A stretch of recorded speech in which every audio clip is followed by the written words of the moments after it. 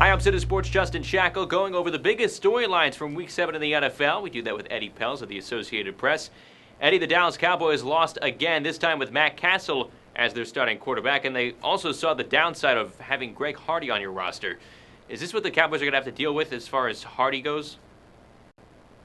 Well, only if they want to. He's had 3 sacks in his 2 games since he got back. He's also embarrassed himself twice since he got back. Once in that locker room interview when he got reinstated, and then today with the Des Bryant and pushing maybe an assistant coach.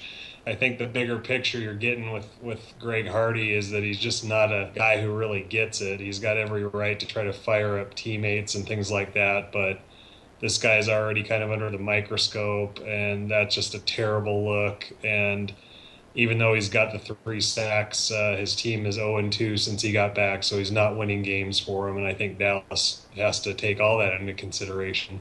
Well, the Cowboys lost to the Giants, who made a nice bounce back after that showing in Philadelphia. Meanwhile, the other team in New York, the Jets, nearly gave the Patriots a run for their money in handing New England its first loss. Almost. But which team made the bigger statement on Sunday?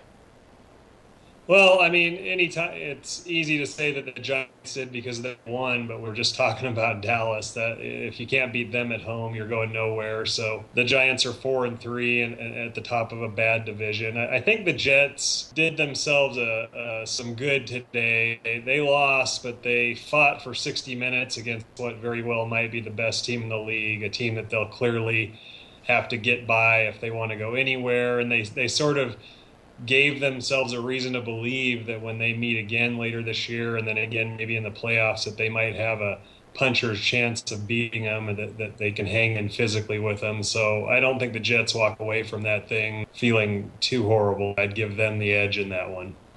And the team that's arguably the best in football, like you mentioned, the Patriots, they'll be hosting the Dolphins on Thursday night. 2 big wins in as many weeks for Miami. Now, we knew a new voice was needed for the Dolphins, but was it specifically Dan Campbell's voice?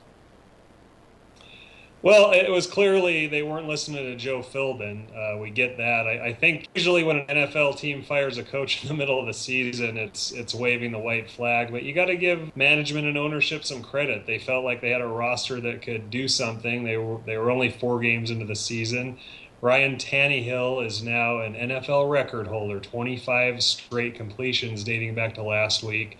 They've scored 82 points in the last 2 weeks. If they win on Thursday in New England, I think Campbell probably gets that job full time. But either way, now at 3-3, they're in the hunt for a wild card. And whether Campbell's the guy that stays on or not, I think you have to give the Dolphin management some credit for recognizing that this was a good roster.